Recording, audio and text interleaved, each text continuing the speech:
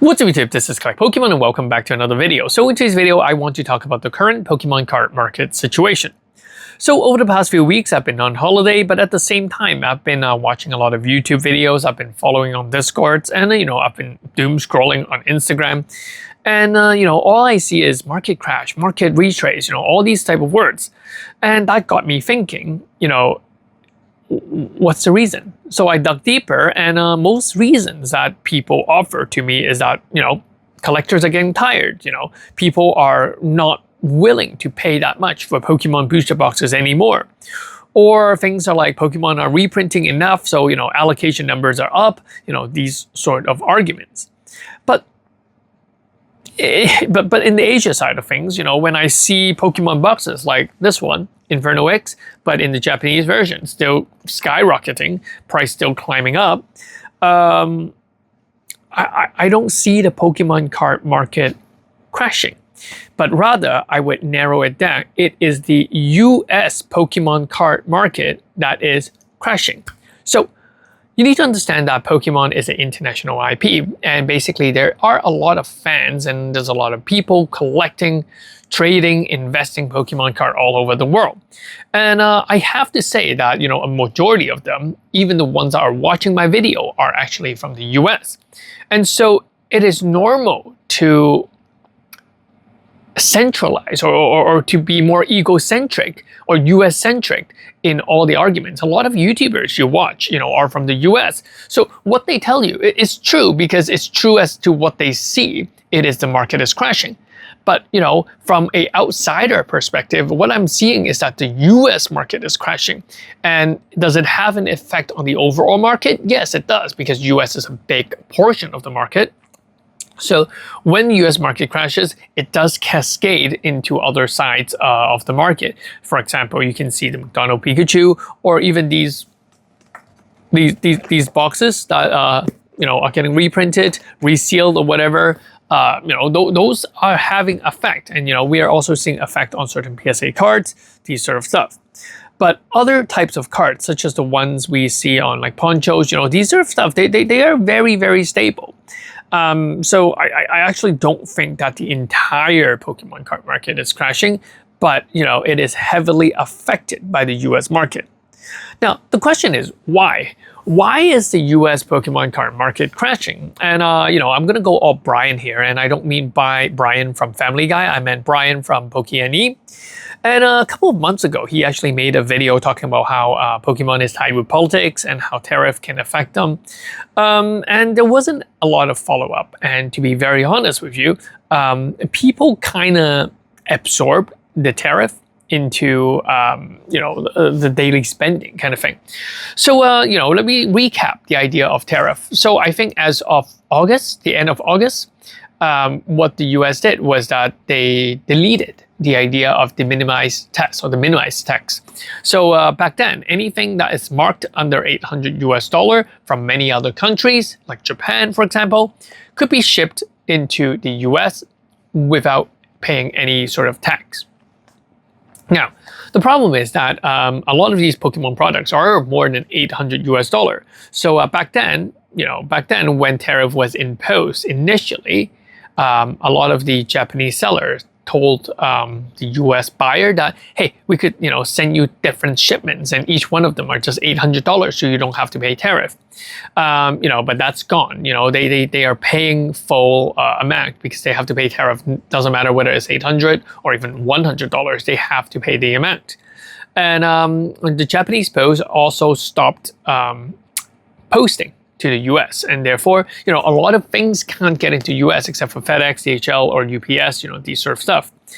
And basically, it is natural to see that the cost of things becomes much higher. And we're also seeing that people in the US are more likely to buy things that are already in the US to avoid paying any additional tariff. So they would look on eBay and buy from a US seller because they knew that the US seller won't charge them tariff, even though that the price was higher. So a lot of people like me, we would send cards and we'll consign it in the US. And basically we'll just ship a lot there. and then to consign it there. And so basically, you guys are buying from the US, you're more willing to pay a higher price, knowing that there's no tariff, and things are still going fine. So the effect of the tariff was actually dampened. And a lot of people within the US don't see it because all they see is the US market price.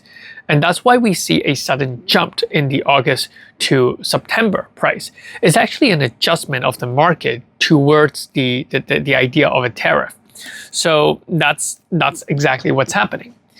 And moving forward to now, because I did make a video a month ago saying that, the summer's month's over, people are going to have more money, they're going to buy more.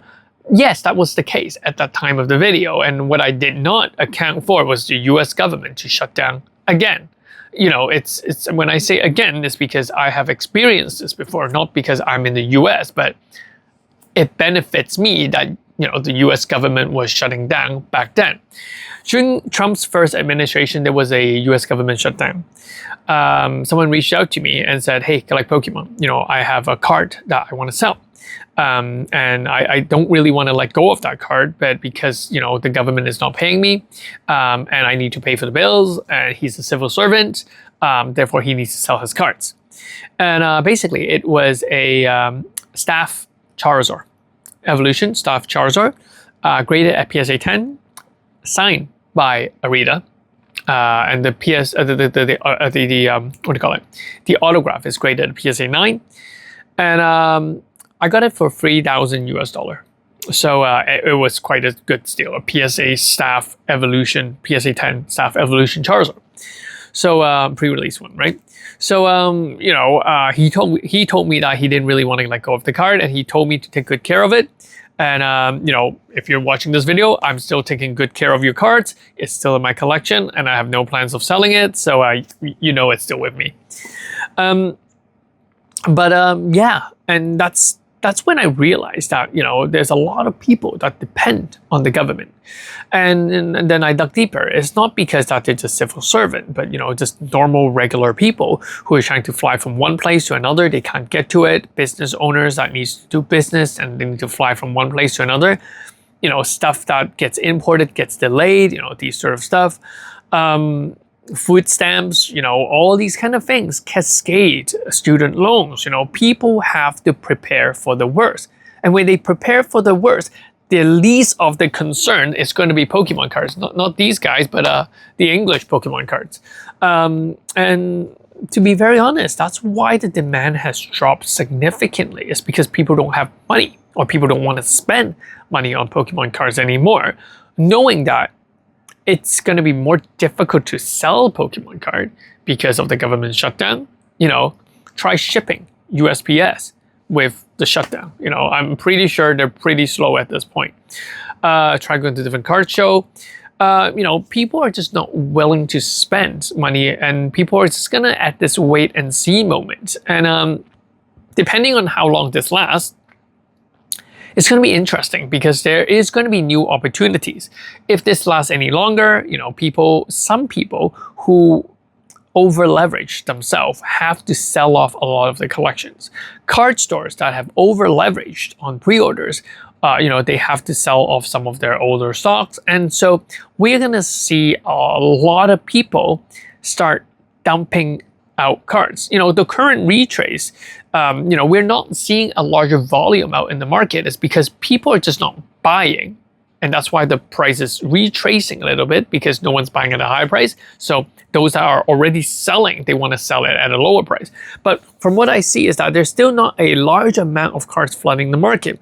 And that's because a lot of people are just hanging and holding into it, or at least what I think. And, if the shutdown goes on and it really start hurting them, they have to start fire dumping, fire selling some of these products.